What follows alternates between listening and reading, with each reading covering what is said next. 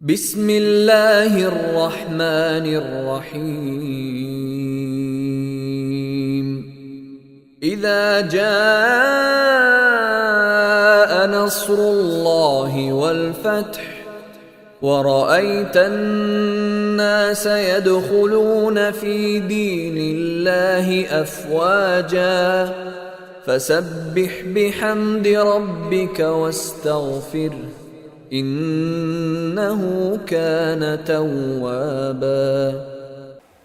السلام عليكم ورحمة الله وبركاته. إن الحمد لله نحمده ونستعينه ونستغفره ونعوذ بالله من شرور أنفسنا ومن سيئات أعمالنا من يهده الله فلا مضل له ومن يضلله فلا هادي له أشهد أن لا إله إلا الله وحده لا شريك له وأشهد أن محمدًا عبده ورسوله أما بعد. அன்பிற்குரிய ஏக இறைவனாகிய எல்லாம் வல்ல அல்லாஹு சுப்ஹானஹு தஆலாவின் நல்லடியார்களே, அல்லாஹுடைய மாபெரும் கிருபையினால் பிரான்ஸ் தௌஹீத் ஜமாத் சார்பாக நடைபெற்று வரக்கூடிய இந்த ரமதான் தொடர் சொற்பொழிவிலே இறையருளை பெற்றுத்தரும் இறையச்சம் என்ற தலைப்பின் கீழ் தொடராக நம்முடைய உரையை அமைத்து கொண்டிருக்கிறோம். அதனுடைய தொடர்ச்சியாக இன்றைய தினம் 8வது நாளிலே இந்த உரையை நாம் அமைக்கவிருக்கிறோம். அன்பிற்குரியவர்களே, இந்த இறையருளை பெற்றுத்தரும் இறையச்சம் என்ற இந்த தொடரிலே நேற்றைய தினம் இறுதியாக இறையச்சம் சம்பந்தமாக ஒருவர் தன்னுடைய இறையச்சத்தை பேணி கற்பொழுக்கத்தோடு எப்படி நடக்க வேண்டும் என்ற விஷயங்களையும், பெண்கள் விஷயத்தில்தான் அதிகமான நபர்கள் தடம் புரண்டு செல்லக்கூடியவர்களாக இறையச்சம் பால்படுத்தக்கூடிய வகையில் செல்லக்கூடிய ஒரு நிலையை நாம் அதுபோன்ற விஷயங்களிலிருந்து எப்படி இந்த சமுதாயத்தை காக்க வேண்டும், இறையச்சம் என்று சொன்னால் பெண்கள் விஷயத்தில் எப்படி அல்லாஹ்வை அஞ்ச வேண்டும், விபச்சாரத்தின் அருகில் கூட நெருங்கக்கூடாது என்று அல்லாஹ் இந்த விபச்சாரத்தை எந்த அளவுக்கு ஒரு கடுமையான ஒரு மானக்கேடான காரியமாக அல்லாஹ் சொல்லி காட்டுகிறான், விபச்சாரத்திற்கு இந்த உலகத்திலே எப்படிப்பட்ட விபச்சாரம் செய்தவர்களுக்கு இந்த உலகிலேயே எவ்வளோ பெரிய கடுமையான தண்டனை இருக்கிறது, மறுமையிலே எவ்வளோ பெரிய தண்டனை அல்லாஹ் வைத்திருக்கிறான் என்ற விஷயங்களையும், இந்த மாதிரியான குற்றவியல் சட்டங்கள் கடுமையான தண்டனைகள் இந்த உலகத்திலே நடத்தப்படுகிறது என்று சொன்னால் அதற்கு என்ன காரணம், இன்றைக்கு விபச்சாரம் பெருகி இருக்கிறது என்றால் இந்த விபச்சாரத்தை ஒழிப்பதற்கு, இந்த பாலியல் பலாத்காரங்களை ஒழிப்பதற்கு அதுக்கு உள்ள தீர்வு என்ன, இது போன்ற செய்திகளையும் நாம் நேற்றைய தினம் பார்த்தோம். அதோடு சேர்த்து ஒழுக்கத்திற்கு முன்மாதிரியாக இருந்த, விபச்சாரத்தின் அருகில் கூட செல்லாமல் ஒழுக்கத்திற்கு முன்மாதிரியாக இருந்த மரியம் அலைஹிஸ்ஸலாம் அவர்களுடைய வரலாற்றிலிருந்தும், யூசுப் அலைஹிஸ்ஸலாம் அவர்களுடைய வரலாற்றிலிருந்தும், நபிகள் நாயகம் ஸல்லல்லாஹு அலைஹி வஸல்லம் அவர்களுடைய அந்த ஒழுக்க விஷயங்களிலிருந்தும் நாம் சில படிப்பினைகளை கூட நேற்றைய தினம் பார்த்தோம். அதனுடைய தொடர்ச்சியாக இன்று விபச்சாரம் போன்ற மானக்கேடான காரியங்களிலிருந்து ஒரு முஃமின் தன்னை தற்காத்து கொள்ள வேண்டும் என்று சொன்னால் அதற்கு என்ன தீர்வு, அதற்கு ஏதும் வழி இருக்குதா? விபச்சாரம் செய்யக்கூடாது, பக்கத்தில் போகக்கூடாதுங்கிறது விளங்கிக்கிட்டோம், அது எவ்வளோ பெரிய மானக்கேடான காரியம், அதுக்கு எவ்வளோ தண்டனைங்கிறது விளங்கிக்கிட்டோம். ஆனால் இது போன்ற ஒரு சூழல் நம்மை வராமல் இருப்பதற்கும், இது போன்ற சூழல் நாம் தள்ளப்படக்கூடிய நிலை ஏற்பட்டால் எப்படி தன்னை தற்காத்துக்கிறது, அதற்கான வழிமுறைகள், நாம் எப்படி நம்ம இறையச்சத்தோடு நம்முடைய செயல்பாடு அமைத்துக் கொள்வது, அதற்கான செயல்பாடுகளையும் இன்ஷா அல்லாஹ் இன்றைய தினம் பார்க்க இருக்கிறோம். அதில் முதலாவதாக மார்க்கம் சொல்லக்கூடிய அறிவுரைகளில் முதல்ல விபச்சாரம் எங்கே ஸ்டார்ட் ஆகுதுன்னா பார்வை விஷயத்தில் தான் முதல்ல ஆரம்பிக்குது. ஒருத்தனுடைய பார்வையில் தான் முதல் பார்வை, அதுக்கப்புறம் தான் என்ன ஆகுது, அவங்க பேசுகிறது மற்ற விஷயங்கள்லாம் அதுக்கப்புறம் தான் தள்ளப்படுது.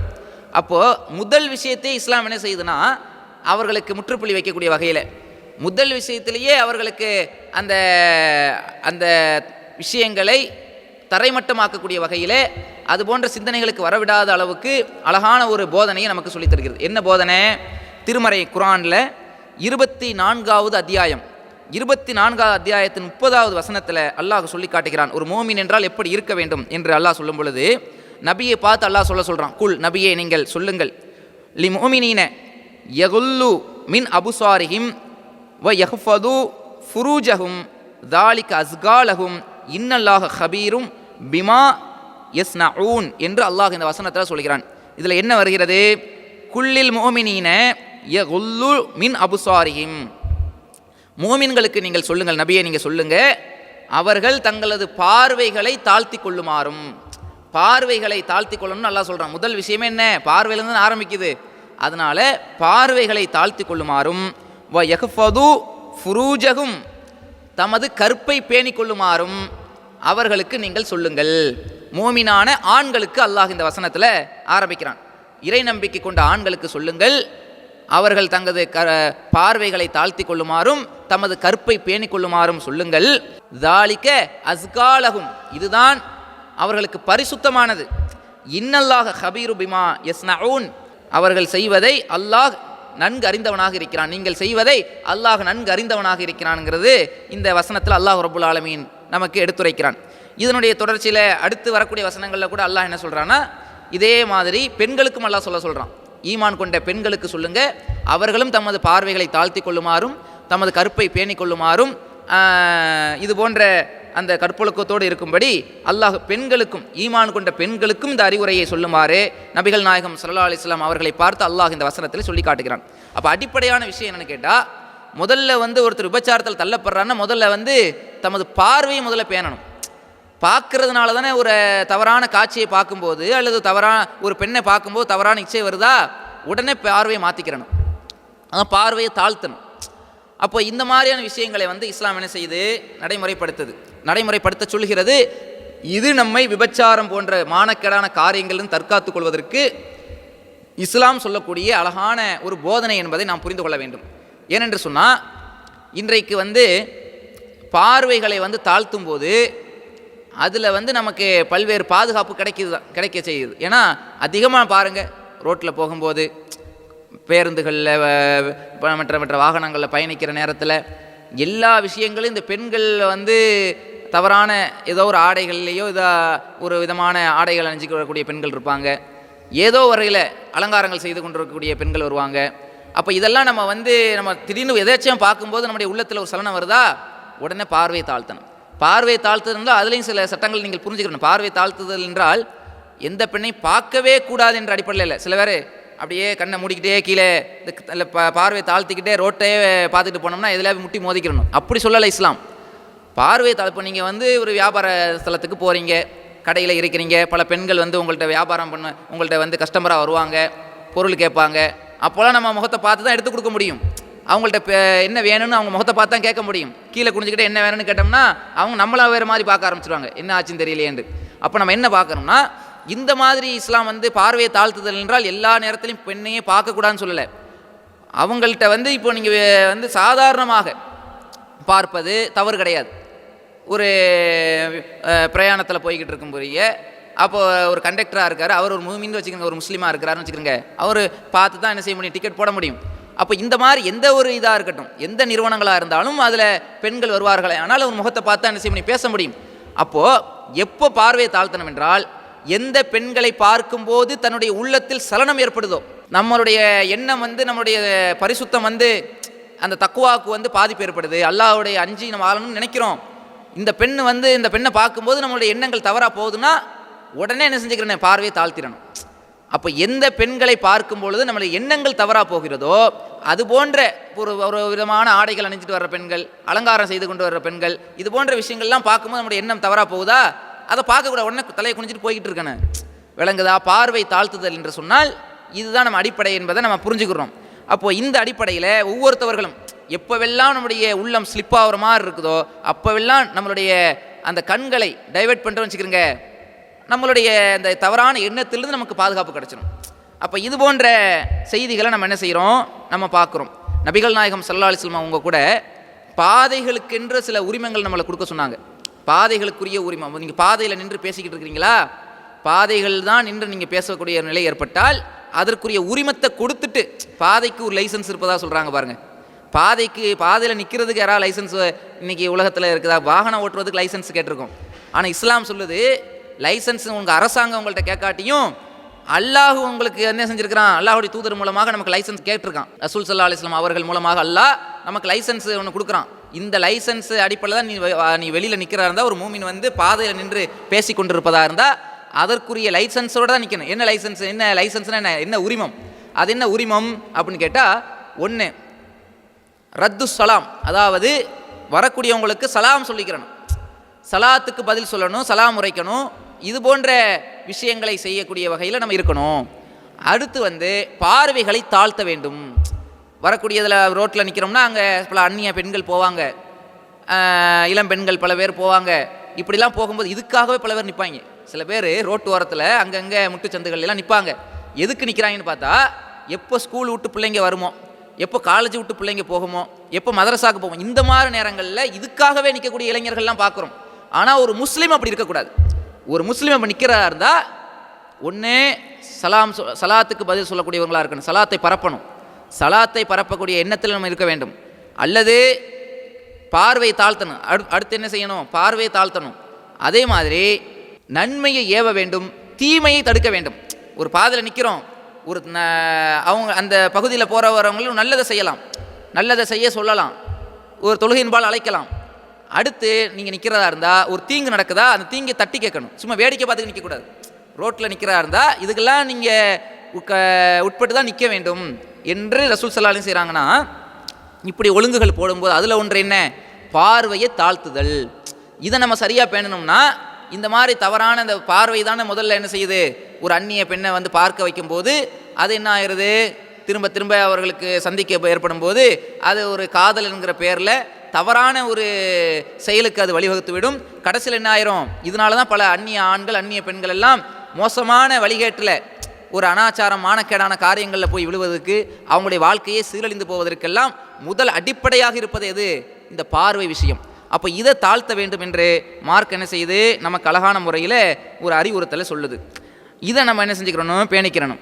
அடுத்து என்னென்னு கேட்டால், எந்த ஒரு ஆணும் அந்நிய பெண்களிடத்தில் தனித்து இருக்கக்கூடாது.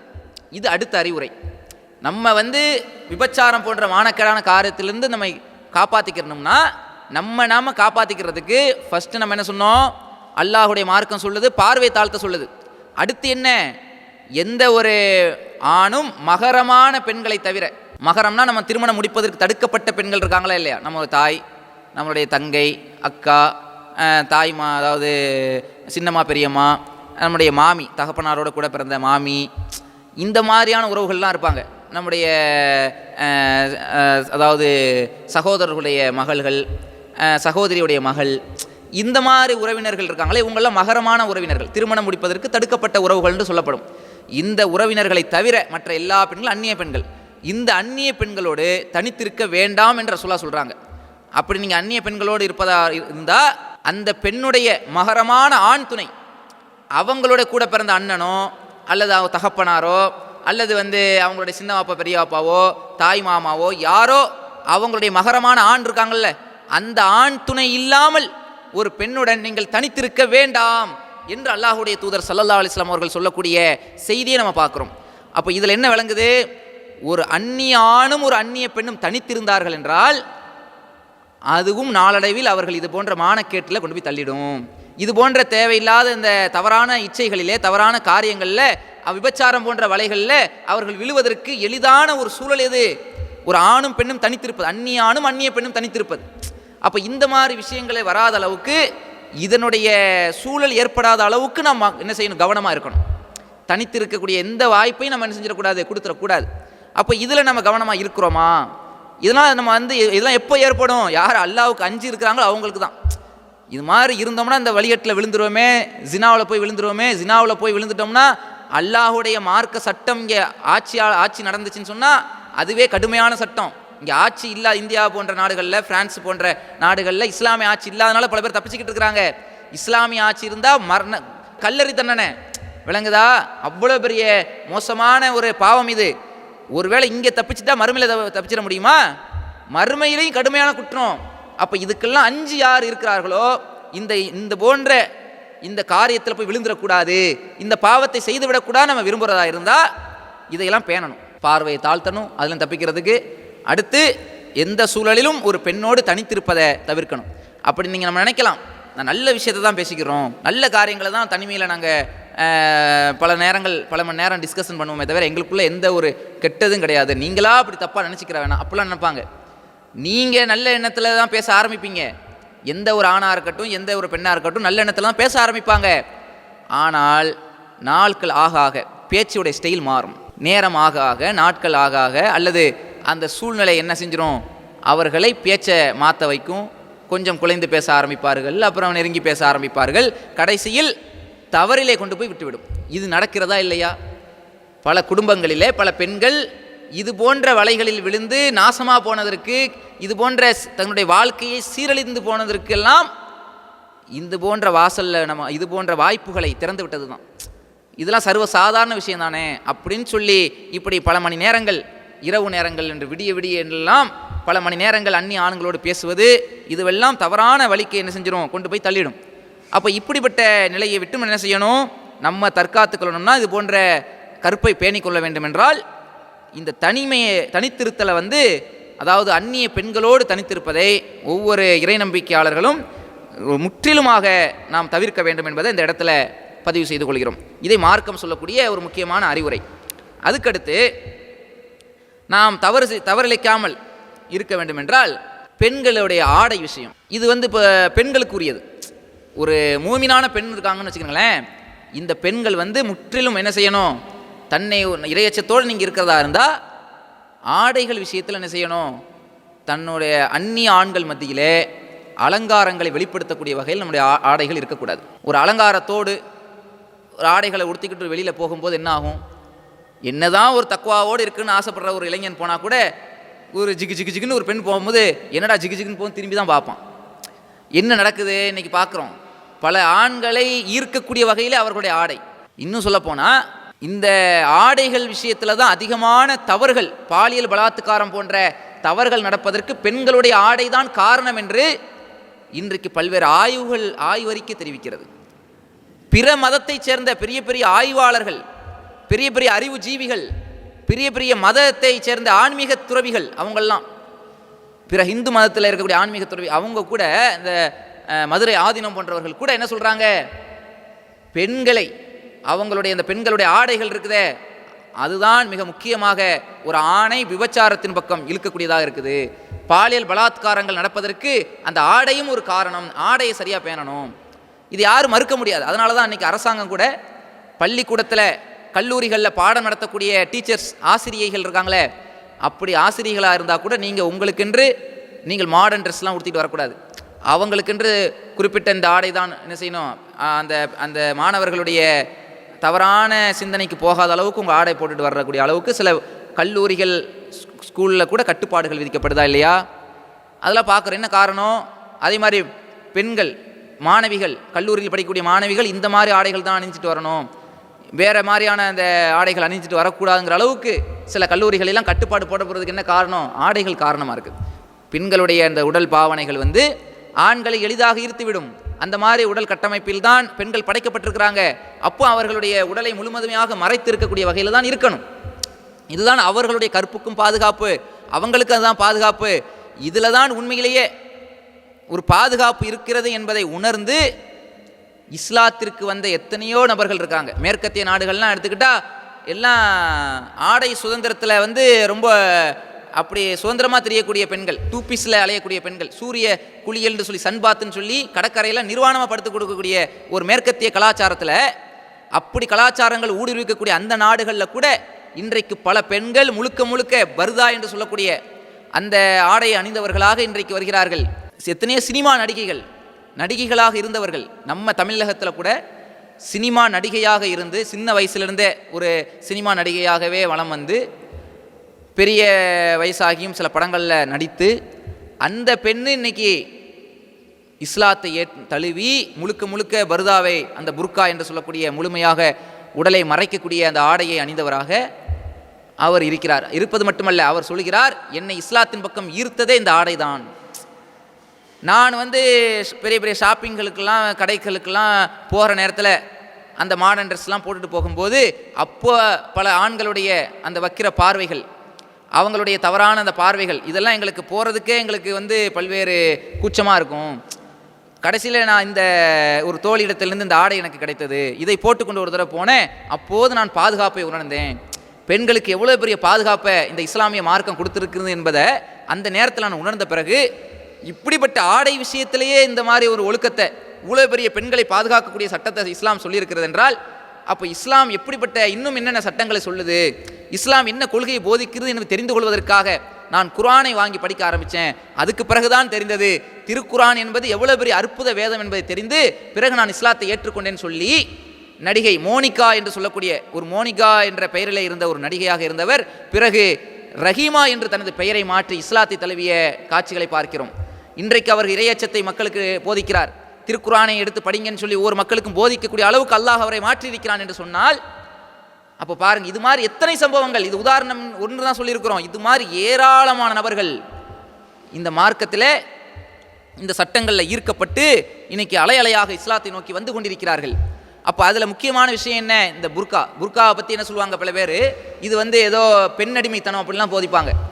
பெண்ணடிமைத்தனம்னு போதித்த கமலாதாஸுங்கிற ஒரு பெண்மணி, அவங்க கேரளா எர்ணாகுளத்தை சேர்ந்த ஒரு மிகப்பெரிய எழுத்தாளர். இந்திரா காந்தி அவர்கள் பிரதமராக இருந்த காலத்தில் நோபல் பிரைஸுக்காக இவரை பரிந்துரை செஞ்சாங்க. அந்த அளவுக்கு ஒரு பெரிய எழுத்தாளர், ஆடை சுதந்திரத்தை பற்றி எழுதிய ஒரு எழுத்தாளர்.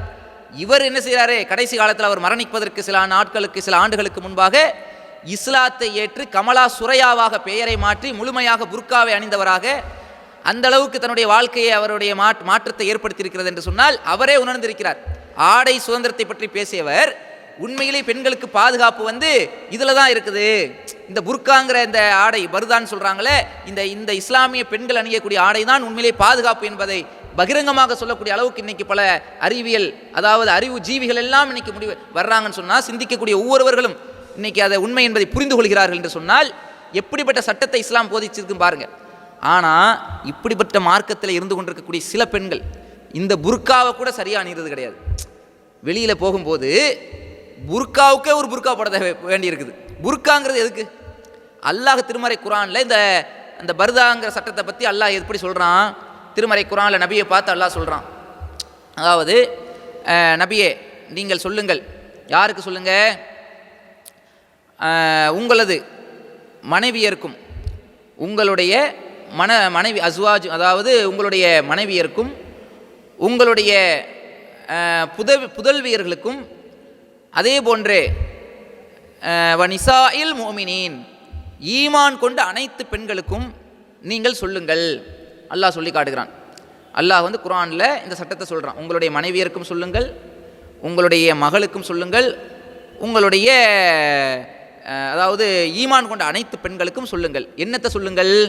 அதுதான் அல்லாஹ் சொல்கிறான், யுதினீன அலைஹின்ன மின் ஜலாபிபிஹின்ன, அவர்கள் தங்கள் மீது ஜலாபி, அதாவது ஜில்பாபுகளை போட்டுக்கொள்ளுமாறு, முக்காடுகளை போட்டுக்கொள்ளுமாறு அவர்களுக்கு சொல்லுங்கள்.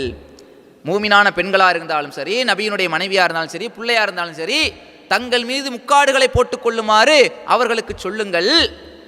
தாலிக்க அதுனா ஐ யூரஃப்ன ஃபலா யூதைன், அல்லாஹ் சொல்கிறான், இதுதான் அவர்கள் யாரென அறியப்படுவதற்காகவும். யார் என்று அறியப்படுவதற்குனா என்ன அர்த்தம்? மூஞ்சை மூடிக்கிட்டு போகிறது கிடையாது, முகத்தை திறந்திருக்கலாம். அடுத்து முக்காடு என்றால் தலையிலிருந்து முழு மேனியை மறைச்சிருக்கணும். அப்போ அவர்கள் யாரென அறியப்படுவதற்காகவும் தொல்லைப்படுத்தப்படாமல் இருப்பதற்காகவும் இதுதான் ஏற்ற வழி.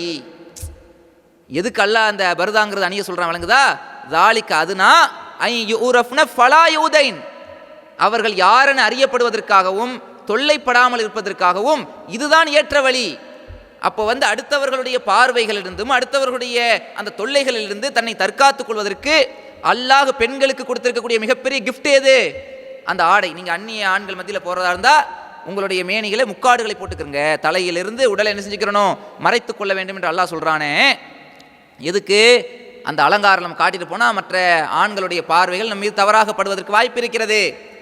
ஆனால் இந்த புர்காவே பல பேர் ஆடம்பரமாக அலங்காரமாக போட்டிருக்கக்கூடிய அளவுக்கு இன்றைக்கி புர்காக்கள் மாறிவிட்டது. புர்கான்னு சொல்லிட்டு இன்றைக்கி போடுறாங்க, அதை போட்டுட்டு போகிறாங்கன்னு சொன்னால் அதுவே பல பேர் திரும்பி பார்க்குறவர்கள் ஜிகு ஜிகு ஜிகுன்னு வருது. புர்காவுக்கு உங்கள் ஷால்ட்டு போடுறாங்க, அதை பார்த்தா என்ன தக தகன்னு மின்னுது, பல்வேறு டிசைன்ஸு என்னென்னு பார்த்தா போய்கிட்டு இருக்கும்போதே திரும்பி பார்க்குறான். அதுக்கு புர்காவுக்கு ஒரு புர்கா போட வேண்டியிருக்குது, பர்தாக்கு மேலே பர்தா போடணும் போல. அந்த மாதிரியான அப்படியான ஒரு சூழ்நிலை. சில பெண்கள் புர்காங்கிற பேரில் போடுறாங்க ரொம்ப இறுக்கமான ஆடை. ரசூல் ஸல்லல்லாஹு அலைஹி வஸல்லம் அதையும் தடுக்கிறாங்க. இறுக்கமான ஆடைகளை அணியக்கூடாது என்று சொன்னார்கள்.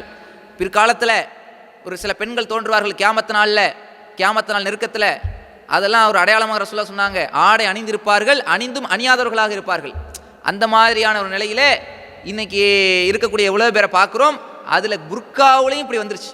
புர்காங்கிற பேருக்கு புர்காவாக இருக்க தவிர டைட்டாக உடம்புல அப்படியே டைட்டாக இருக்கக்கூடிய வகையில், அதுவும் பல ஆண்களுடைய அந்த கவனங்களை திசை திருப்பக்கூடிய வகையில், சிந்தனைகளை அந்த தவறான வழிக்கு பார்வைக்கு அழைக்கக்கூடிய வகையில் பல பெண்களுடைய அந்த பார்வையும் இருப்பதை, அதாவது அவங்க செயல்களும் அவங்களுடைய ஆடைகளும் இருப்பதை நாம் பார்க்கிறோம். அப்போ இந்த மாதிரியான விஷயங்கள் இருக்கிறத பார்க்குறோம். அப்போ ஹிஜாபை பேணுறோம்னு சொன்னால், புர்கா ஒரு பெண் அணிகிறார் என்று சொன்னால் அது சரியான முறையில் நம்ம அணிவதும் என்ன செய்யும், விபச்சாரத்திற்கு செல்வதிலிருந்து அதை பாதுகாக்குது. ஒரு பெண் சரியான ஆடையை அணிஞ்சிட்டு போகும்போது ஒரு ஆணை விபச்சாரத்தின் பக்கம் ஒரு தவறான சிந்தனையிலிருந்து அதை பாதுகாக்குதா இல்லையா? அப்போ இதுவும் என்ன செய்யுது, நம்ம அதே மாதிரி நம்மளுடைய குடும்பத்து பெண்களுக்கு அந்த மாதிரி நம்ம ஆடைகளை உடுத்த சொல்லணும். அதுவும் இது போன்ற பலாத்காரங்கள் தவறான அந்த விஷயங்களிலிருந்து நம்ம பெண்களை பாதுகாக்கக்கூடியதாக இருக்கும். நம்மையும் இது போன்ற எல்லா பெண்கள் அந்த மாதிரியான ஆடைகள் அணிய ஆரம்பிச்சிட்டாங்கன்னா, இது போன்ற விஷயங்களை மக்கள்கிட்ட கொண்டு போனோம்னா நாமளும் இது போன்ற தவறான அந்த பார்வைகளிலும் காக்கப்படுவோம் என்பதை இந்த நேரத்தில் இதை மார்க்கம் நமக்கு என்ன செய்யுது, இந்த மார்க்கம் சொல்லக்கூடிய அறிவுரைத்திலிருந்து நாம் புரிந்து கொள்ளலாம். அடுத்த அறிவுரை என்னன்னு சொன்னால், திருமணம். இப்போ ஒரு வாலிபராக இருக்கிறாரு, ஒரு கடை வீதியில் போகிறாலும் சரி, பேருந்தில் ஏறினாலும் சரி, தொலைக்காட்சி பெட்டியை திறந்தாலும் சரி, எங்கே போனாலும் அந்நிய பெண்களுடைய ஊசலாட்டம், அதாவது நம்முடைய உள்ளத்தில் அப்படியே ஊசலாடிக்கிட்டு இருக்குது, தவறான சிந்தனைகளை கிளறிக்கிட்டே இருக்குதா. அதுக்கு மார்க் என்ன சொல்லுதுன்னா, நீங்கள் உண்மையிலே கற்பொழுக்கத்தோடு வாழணும்னு ஆசைப்படுறீங்க, ஆசைப்படுபவர்களுக்கு தான், இறையச்சத்தோடு யார் வாழணும்னு ஆசைப்படுறாங்களோ அவங்களுக்கான அறிவுரை தான் இதெல்லாம். நம்ம இறையச்சத்தோடு வாழணும்னு ஆசைப்படுறோம், ஆனால் சில சூழல்கள் நம்மளை இறையச்சத்தோடு இருக்க விட மாட்டுது, நம்மளை என்ன செய்ய டைவெர்ட் பண்ணிக்கிட்டு இருக்குது. இப்படியான நிலையில் என்னென்ன முடிவு எடுக்கணுங்கிறதுக்கு தான் இது. இறையச்சம் இல்லாதவன்ட்ட போய் நீ பார்வை தாழ்த்துன்னு சொன்னால் தாழ்த்துவானா? தனித்திருக்காதுன்னு சொன்னால் தனித்திருக்காமல் இருப்பானா? யார் உண்மையிலே இறையச்சத்தோடு வாழணும் உள்ளத்தில் சபதம் எடுத்திருக்கிறார்களோ, அப்படி முடிவெடுத்திருக்கிறார்களோ, அவர்கள் இதையெல்லாம் பேணி நடந்தாங்கன்னா கண்டிப்பாக அவர்கள் வழி தவற மாட்டார்கள். அதில் முக்கியமானது திருமணம் செய்வது. இதை பற்றி ரசூல் ஸல்லல்லாஹு அலைஹி வஸல்லம் சொல்கிறாங்க, யா மாஷர சபாப், இளைய சமுதாயமே நீங்கள் திருமணம் செய்து கொள்ளுங்கள். திருமணம் என்பது உங்களுடைய பார்வைகளை கட்டுப்படுத்தும். அவர்களை தவறான இச்சையில் பார்ப்பதை விட்டும் அந்த பார்வை என்ன செய்யுது, உங்களை தடுத்து உங்களை ஒழுக்கத்தோடு வாழ வைப்பதற்கு அது ஏற்றதாக இருக்குது. இதை அல்லாஹ்வுடைய தூதர் ஸல்லல்லாஹு அலைஹி வஸல்லம் சொல்கிறாங்க, திருமணம் செய்து கொள்ளுங்கள் என்று இளைஞர்கள் என்ன செய்கிறாங்க சொல்கிறாங்க. அப்படி இந்த திருமணத்தின் மூலமாக நம்ம என்ன செய்ய முடியும், கற்பை பேணிக்கிற முடியும்.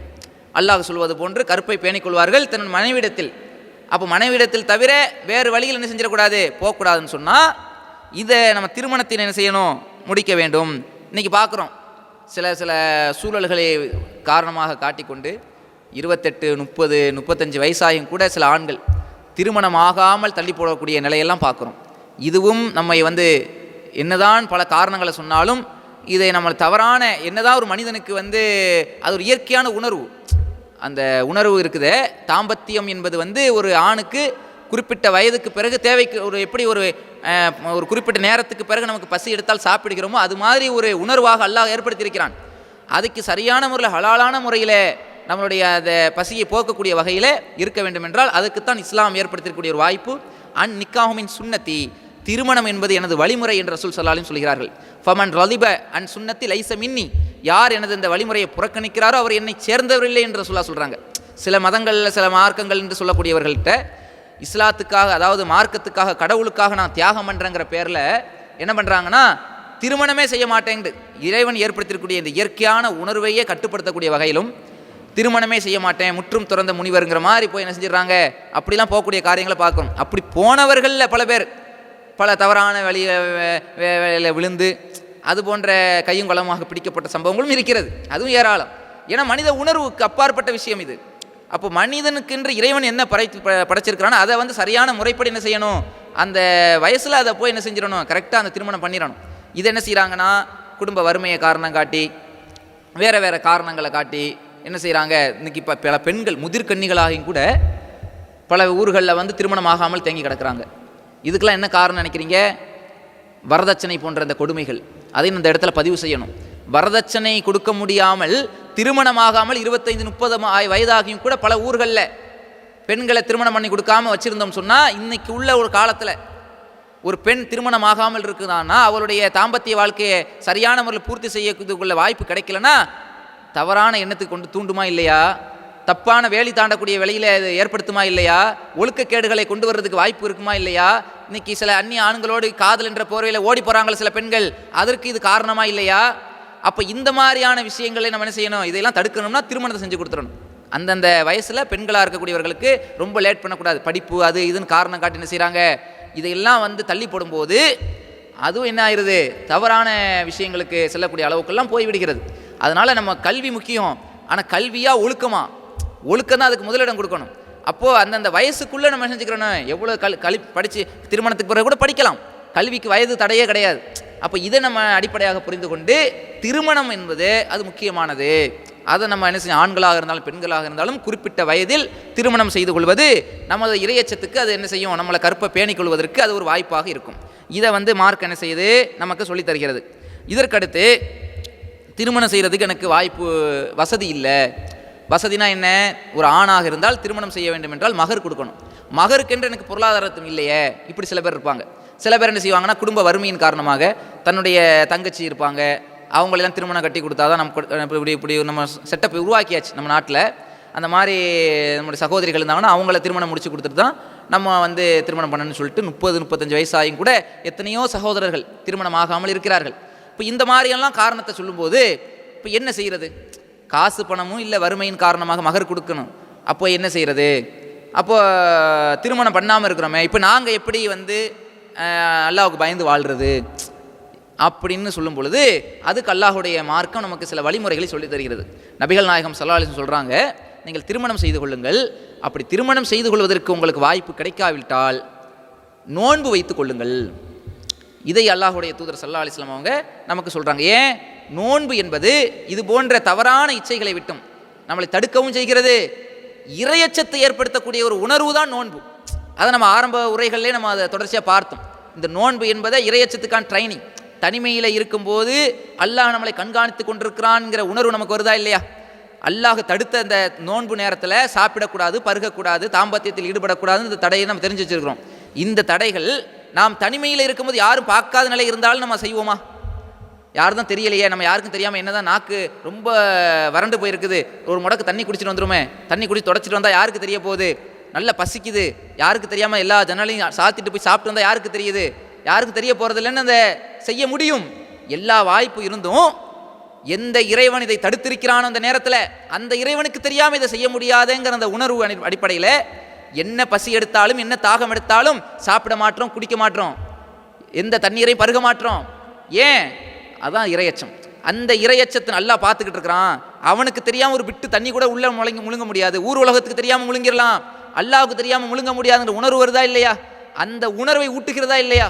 அப்போ இப்படிப்பட்ட இறையச்சத்தோடு நம்ம அதிகமாக இந்த உணர்வை நாம் பெறும் பொழுது அந்த விபச்சாரம் போன்ற எண்ணங்களை விட்டு நம்ம பாதுகாக்கப்படுறோம். ஏன்? அந்த நேரத்திலும் அல்லாஹ் வந்து அந்த உணர்வு வரும். எப்படி? விபச்சாரம் எந்த இறைவன் செய்யக்கூடாதுன்னு தடுத்திருக்கிறானோ அந்த இறைவனுக்கு தெரியாமல் செய்ய முடியுமா? எப்படி எந்த இறைவன் வந்து இந்த நேரத்தில் சாப்பிடக்கூடாதுன்னு தடுத்திருக்கிறானோ அந்த இறைவனுக்கு தெரியாமல் சாப்பிட முடியாதோ அதே மாதிரி தானே விபச்சாரத்தை பொதுவாகவே அல்லாஹ் தடுத்திருக்கிறான், எந்த நேரத்திலும் செய்யக்கூடாது. அப்போ அந்த விபச்சாரத்தை வந்து ஒருத்தன் செய்ய போகிறான்னு சொன்னால் அப்போ அங்கே அல்லாஹ்வுடைய பயம் வரும். அது நோன்பு என்பதே ஒரு இறையச்சத்தை ஏற்படுத்தக்கூடிய உணர்வு தான். அப்போ உங்களுக்கு திருமணம் செய்வதற்கான சூழல் இல்லாவிட்டால் நீங்கள் நோன்பு வைத்துக் கொள்ளுங்கள் என்று அல்லாஹ்வுடைய மார்க்கம் சொல்வதை பார்க்கிறோம்.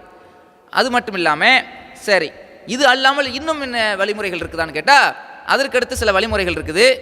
அன்பிற்குரிய சகோதரர்களே, இது போன்ற இந்த மானக்கேடான காரியங்களிலிருந்து நம்மை நாம் தற்காத்துக் கொள்வதற்காக மார்க்கம் சொல்லியிருக்கக்கூடிய அடுத்து இன்னொரு முக்கியமான வழிமுறை என்னவென்று சொன்னால், தொழுகை என்ற அந்த வணக்கம் மூலமாக கூட நமக்கு இது போன்ற இந்த தீய காரிலிருந்து விலகி அல்லாஹுடைய அச்சத்தோடு பயணிப்பதற்கான ஒரு வழிமுறை தான் இந்த தொழுகை.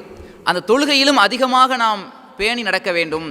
தொழுகையை நாம் சரியான முறையில் கடைபிடித்தாலும் அல்லாஹுடைய அந்த அச்சத்தோடு வாழ்வதற்கு அல்லாஹு ரப்புல் ஆலமீன் நமக்கு அருள் புரிவான் என்பதை சில வசனங்கள் மூலமாக கூட நாம் தெரிந்து கொள்ளலாம். திருமறை குர்ஆனில் அல்லாஹு ரப்புல் ஆலமீன் குறிப்பிடுகிறான், இன்ன சொலாத்த தன்ஹா அனில் ஃபஹ்ஷாஇ வல் முன்கர்.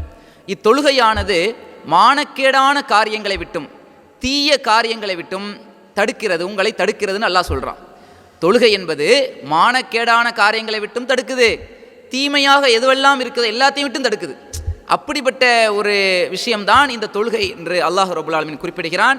ஆக அன்பிற்குரியவர்களே, இந்த தொழுகையை நாம் சரியான முறையில் நாம் பேணி நடந்தாலே அல்லாஹுடைய அச்சம் நமக்கு உள்ளத்திலே ஆழமாக பதியும் என்பதை இந்த வசனங்கள் மூலமாக நாம் தெரிந்து கொள்கிறோம்.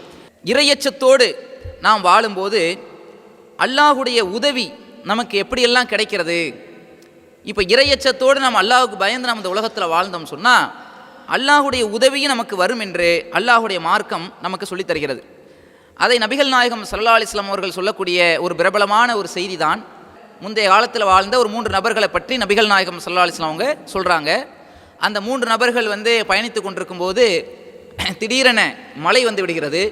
மழை வந்த உடனே அந்த மலையில் ஒதுங்கிக் கொள்வதற்காக அருகில் இருக்கக்கூடிய ஒரு குகை ஒதுங்கி விடுகிறார்கள்.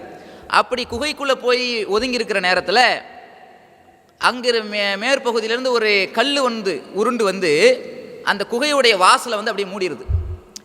அதாவது மழை அந்த மலையிலேருந்து காப்பாற்றுக்கிறதுக்காக குகைக்குள்ளே போகிறாங்க, குகையில் போய் தங்கியிருக்கிறாங்க. அப்புறம் கொஞ்ச நேரத்தில் என்ன ஆயிடுது, ஒரு கல் ஒன்று உருண்டு வருது. அந்த கல் என்ன செஞ்சிருதுன்னா அந்த குகையுடைய வாசலை அடைச்சிருச்சு. இப்போ அவங்களால வெளியில் தப்பிச்சு போக முடியுமா? கல் சாதாரண கல்லா, பாறாங்கல், அது வாசலையே மூடக்கூடிய அளவுக்குள்ள கல். அந்த கல்லை என்னதான் தள்ளினாலும் திறக்க முடியாது. அப்போ என்ன செய்கிறாங்கன்னா, இப்போ இனிமேல் தப்பிப்பதற்கு வழியே இல்லாத ஒரு நிலையில் அவங்க தள்ளப்பட்டுறாங்க. இனி தப்பிப்பதற்கு அல்லாஹ் நாடினாலே தவிர வேற வழியே இல்லை. இந்த நேரத்தில் 3 நபர்களும் பேசிக்கொள்கிறார்கள். இந்த நேரத்தில் நம்ம வசமாக சிக்கி கொண்டோம், இதிலிருந்து தப்பிப்பதாக இருந்தால் நம்ம அல்லாஹ் இடத்தில் நம்ம 3 பேரும் உதவி தேடுவோம். எதை சொல்லி உதவி தேடுறது? இறைவனுக்காகவே, இறை திருப்தியை நாடி நாம் சில காரியங்கள் பண்ணியிருப்போமா இல்லையா? அல்லாஹுக்கு பயந்து அல்லாஹுடைய திருப்தியை நாடி இறை நேசத்தை பெறுவதற்காக சில காரியங்கள், சில நல்ல காரியங்கள் ஏதாவது ஒன்று நம்ம வாழ்க்கையில் பண்ணியிருப்போம். அப்படி ஏதாவது நம்ம பண்ணியிருந்தோம் சொன்னால் அதை நம்ம என்ன செய்வோம்? அல்லாஹ் இடத்துல ஒவ்வொருத்தவங்களும் துவா செய்வோம். அப்படி துவா செய்வதன் மூலமாக அல்லாஹுடைய உதவி நமக்கு கிடைக்க வாய்ப்பு இருக்குது அப்படின்னு சொல்லி அல்லாஹ் மேல நம்பிக்கை வைத்தவர்களாக அவங்க என்ன செய்கிறாங்க? ஒவ்வொருத்தவர்களும் உதவி தேடுறாங்க. ஒவ்வொருத்தவங்களும் தன்னுடைய வாழ்க்கையில் நடந்த ஒரு சம்பவங்களை சொல்கிறாங்க. அதில் ஒருத்தர் என்ன சொல்கிறாரு, யா அல்லாஹ், எனக்கு வயதான தாய் தந்தையர்கள் இருந்தாங்க. நான் வெளியில் விவசாயத்துக்கு போயிட்டு வெளியில் உள்ள ஆடு மாடுகளை மேய்ப்பதற்காக நான் போய்விடுவேன். ஆடுகளை மேய்ப்பதற்கு போய்விட்டு அதுக்கப்புறம் வீட்டுக்கு நான் அதுக்கு பிறகு தான் நான் ஆடுகள்லேருந்து பால் கறந்து கொண்டு என்ன செய்வேன், என்னுடைய தாய் தந்தைக்கு முதல்ல குடிக்க கொடுப்பேன். அதுக்கு பிறகு அவங்க குடித்த பிறகு தான் என்னுடைய மனைவி, என்னுடைய பிள்ளைகளுக்கெல்லாம் நாங்கள்லாம் குடிச்சிட்டு அதுக்கு பிறகு தான் நாங்கள் தூங்குவோம். ஒரு நாள் என்ன ஆயிடுச்சு, நான் வர்றதுக்கு லேட் ஆயிடுச்சு. லேட்டானதுமே என்னுடைய தாய் தந்தைகள், அதாவது பெற்றோர்கள் தூங்கிட்டாங்க. தூங்கினதுமே நான் என்ன செஞ்சிட்டேன்னா, அந்த பாலை என்னுடைய பிள்ளை அழுத நேரத்தில் கூட அவங்களுக்கு கூட கொடுக்காம என்னுடைய தாய் விடிய, அதாவது காலையில் எழும் வரை அவர்களுக்காகவே நான் காத்திருந்தேன். அந்த பாலை வைத்து கொண்டு அவங்களுக்கு கொடுத்துட்டு தான் நம்ம குடிக்கணுங்கிற அடிப்படையில் நான் அவங்களுக்காகவே காத்திருந்தேன். இந்த காரியத்தை உனது திருப்தியை நாடிதான், உனது திருப்தியை நாடி மட்டுமே நான் செய்திருக்கிறேன். ஆகவே இதை நான் உனது திருப்தியை நாடி மட்டுமே செய்திருந்தால் இதை நீ ஏற்றுக்கொண்டிருப்பாரையானால் எனக்கு இந்த ஆபத்திலிருந்து என்னை உதவு, இந்த குகையிலிருந்து எங்களை காப்பாற்று அப்படின்னு சொல்லி அல்லாஹ் இடத்துல துவா செய்கிறாங்க. அப்படி துவா அந்த நபர் செய்ததுமே அந்த குகையில் இருக்கக்கூடிய அந்த பாறாங்கல் என்ன செய்யுது, கொஞ்சம் இந்த வானம் தெரிகிற அளவுக்கு கொஞ்சம் விலகுது. கொஞ்சம் விலகுனாலும் வெளியில் தப்பிச்சு போக முடியாது. அது அந்த மாதிரி கொஞ்சம் என்ன ஆகுது, கொஞ்சம் அந்த லைட்டாக விலகுது. அடுத்து என்ன செய்கிறார், இன்னொரு நபர் துவா செய்கிறார். அவர் என்ன செய்கிறார், அவருடைய வாழ்க்கையில் நடந்த ஒரு அல்லாஹுக்காகவே அவர் செய்த ஒரு விஷயம். அதாவது என்னிடத்தில் ஒரு கூலி ஆள் வேலை செஞ்சார். அவருக்கு நான் ஒரு தடவை கூலி கொடுக்கும்போது அவர் வாங்காமல் போயிட்டார். அப்போ அவருக்கு நான் கொடுக்கக்கூடிய அந்த தொகையை வைத்து சில முதல் போட்டு அதை நான் என்ன செஞ்சேன், வியாபாரம் செய்தேன். அதன் மூலமாக சில நிறைய வருமானங்கள், நிறைய செல்வங்கள் பெருகியது. அதை ஆடு மாடு ஒட்டகம் அப்படின்னு சொல்லி அந்த பண்ணை மாதிரி ஆயிடுச்சு. அந்த கூலியை வச்சு அவர் முதல் போட்டு அவர் இப்போ தொழில் பண்ணதுமே அது பெரிய பல்கி பெருகிருச்சு. ஒரு நாள் என்ன செஞ்சுருக்கார், ரொம்ப நாள் சென்று அந்த கூலி ஆள் திரும்பி வர்றார். எதுக்கு வர்றாரு, எனக்கு ஏற்கனவே நீங்கள் கொடுக்கணும்னு நினச்சிங்களா அந்த கூலி, அது தாங்க. அது ஏன் அவர் திரும்ப வர்றாருன்னா அவர் உள்ள கஷ்டமாக கூட இருந்திருக்கலாம். அதனால் முன்னாடி வாங்காமல் போயிட்டு அதுக்கப்புறம் வர்றார் அந்த கூலியை தாங்கண்டு.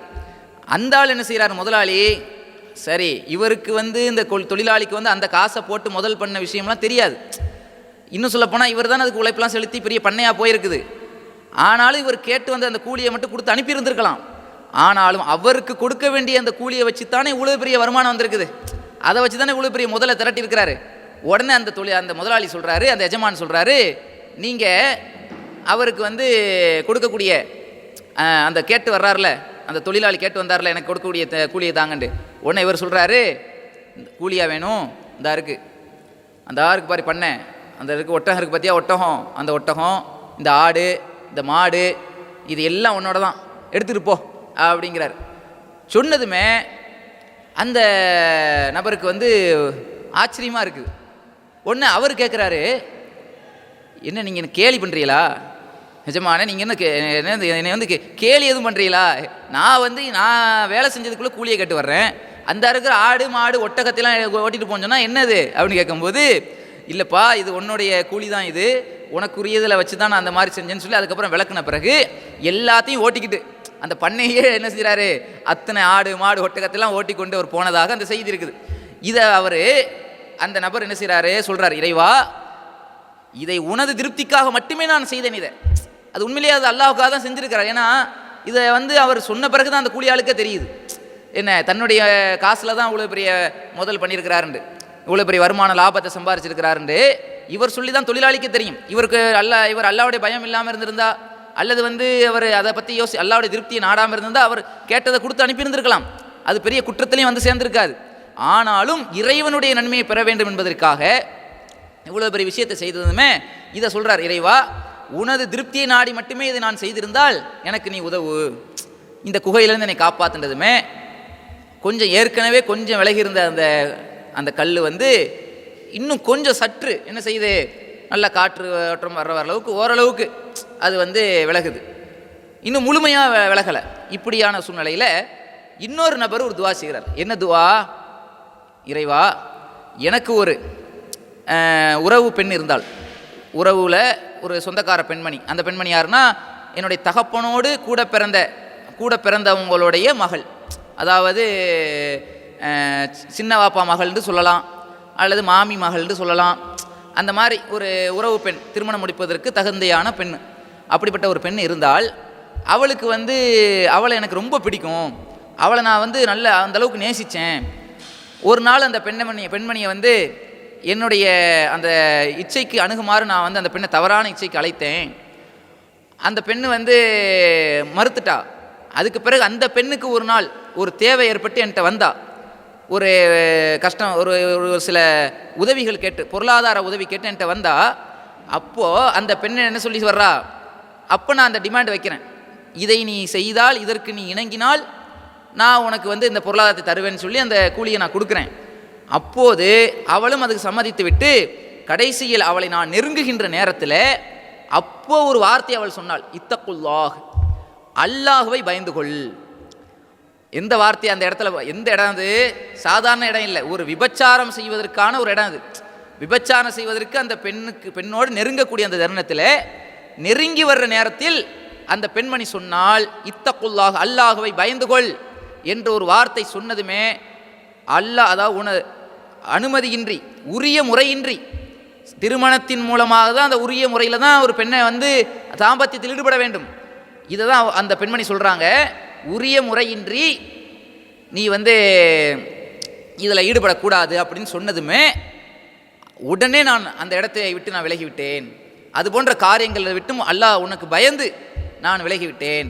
இந்த காரியத்தை நான் செய்தது உனது திருப்திக்காக தான், உனது திருப்திக்காகவே நான் இதை செய்திருக்கிறேன். அப்படி நான் இது உனது திருப்திக்காகவே நான் செய்திருப்பேனே, ஆனால் இந்த ஆபத்திலிருந்து என்னை காப்பாற்றுன்னு சொல்லி அவரும் துவா செய்கிறார். அவர் துவா செய்த 3 நபர்களும் துவா செய்து முடித்ததுமே அந்த பாறாங்கல் முழுமையாக விலகி அந்த குகையிலிருந்து அவர்களுக்கு வழிவிடுகிறது. இந்த சம்பவம் முன்னொரு காலத்தில் நடந்ததாக நபிகள் நாயகம் ஸல்லல்லாஹு அலைஹி வஸல்லம் அவர்கள் சொல்லி காட்டுகிறார்கள்.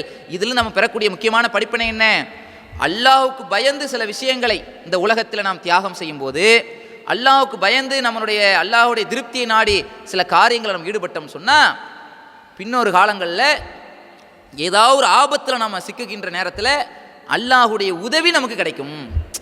அல்லாஹ்வுடைய உதவி வருது. இப்போ விபச்சாரம் போன்ற இந்த காரியங்களிலிருந்து செய்வதற்கான வாய்ப்புகள் இருந்தும் கூட ஒருவர் அதிலிருந்து விலகிறார்கள் அல்லாஹ்வுக்கு பயந்து. ஹலாலான முறையிலே தவிர தவறான வழியிலே போகக்கூடாது, வரம்பு மீறக்கூடிய காரியம் அல்லாஹ் தடுத்திருக்கிறான், இந்த மானக்கேடான காரியத்தை விட்டு நான் செய்ய மாட்டேன் அப்படின்னு அல்லாஹ்வுக்கு பயந்து ஒருவர் முடிவெடுப்பாரையானால் மறைமுகமான அல்லாஹ்வுடைய உதவி அவருக்கு வரும்.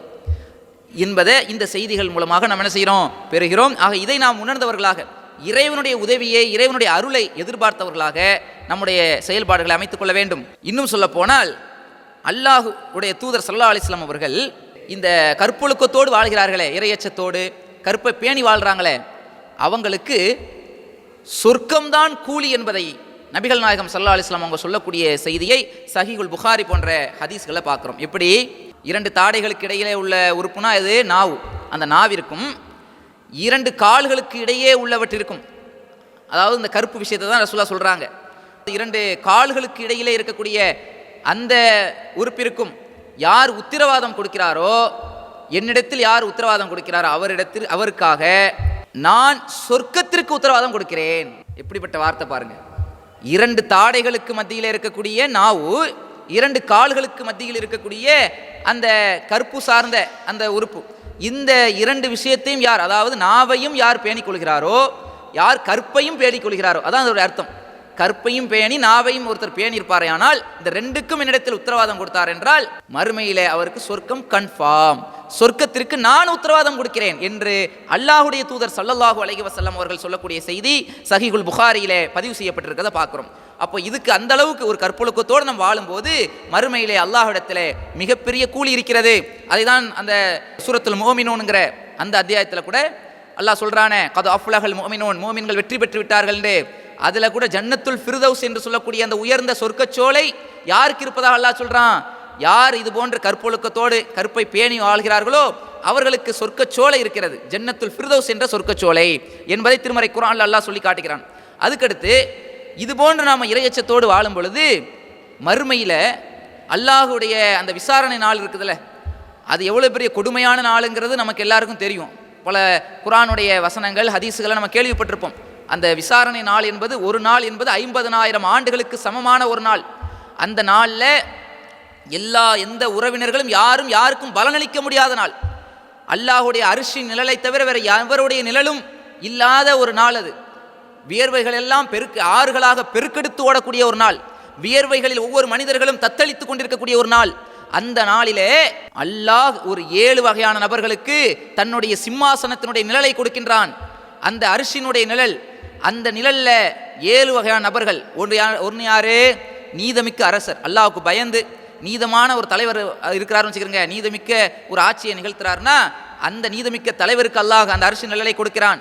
அடுத்து அல்லாஹ்வுடைய பாதையிலே தன்னுடைய வாலிபத்தை கழித்த வாலிபருக்கு, இளைஞருக்கு அல்லாஹ் என்ன செய்கிறான், அந்த அரிசினுடைய நிழலை கொடுக்கிறான்.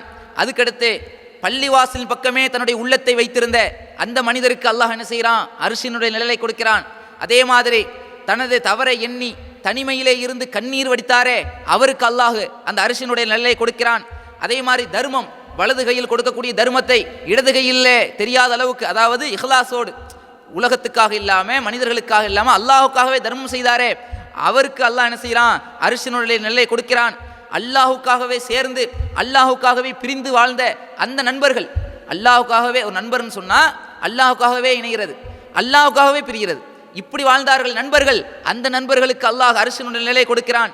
இந்த வரிசையில் அல்லாஹுடைய ரசூல் ஸல்லல்லாஹு அலைஹி சொல்றாங்க, ஒரு அழகும் அந்தஸ்தும் கொண்ட ஒரு பெண், நல்லா கவனிங்க, இந்த பஸ் ஸ்டாண்டில் நிற்கிற மாதிரி உள்ள அந்த மாதிரியான தவறு அந்த மாதிரி உள்ள பெண்கள் அல்ல, எப்படிப்பட்ட பெண் பாருங்க.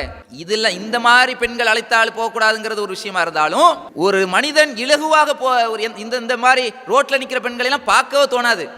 ஆனால் எந்த பெண்ணை பார்த்தால் ஒரு மனிதனுக்கு அந்த அடைவதற்கான தவறான ஒரு சிந்தனைகளை ஏற்படுத்துமோ, எவ்வளோ கௌரவம் அழகும் இருக்குது, அதே நேரத்தில் அந்தஸ்தும் இருக்குன்னு வச்சுக்கிறோங்க, சும்மா இருக்க மனசு வருமா?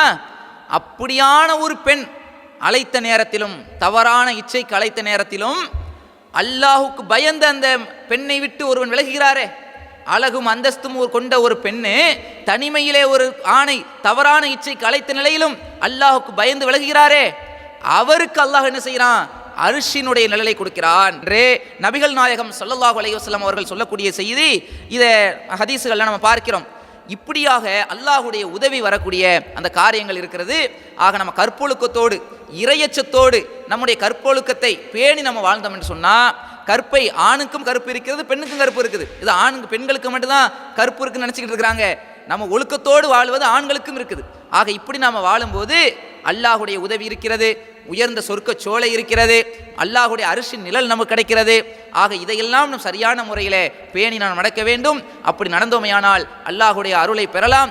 ஆக இறையச்சத்தோடு வாழ்ந்து இறையருளை பெறக்கூடிய நன்மக்களாக வாழுவோம் என்று அல்லாஹ்விடத்திலே பிரார்த்தித்தவனாக, அல்லாஹ் ரப்புல் ஆலமீன் இதற்கு அருள் புரிவானாக என்று பிரார்த்தித்தவனாக என்னுடைய இந்த தொடர் சொற்பொழிவை, இன்றைய தினத்தினுடைய உரையை நிறைவு செய்கிறோம். ஆக இதனுடைய தொடர்ச்சியிலே இன்னும் நம்முடைய வாழ்க்கையை எப்படி இறையச்சத்தோடு அமைத்துக் கொள்வது, எந்தெந்த விஷயத்திலெல்லாம் இன்னும் அல்லாஹ்வை பயப்படாமல் நம்முடைய சமுதாய மக்கள் சென்று கொண்டிருக்கிறார்கள் என்பதை இனி அடுத்து வரக்கூடிய நாட்களில் நாம் பார்ப்போம் என்று கூறி எனது உரையை நிறைவு செய்கிறேன். வாஹிர் தஹ்வானா அனில் ஹம்துலில்லாஹி ரபில் ஆலமீன். அஸ்ஸலாமு அலைக்கும் வரஹ்மத்துல்லாஹி வபரகாத்துஹு.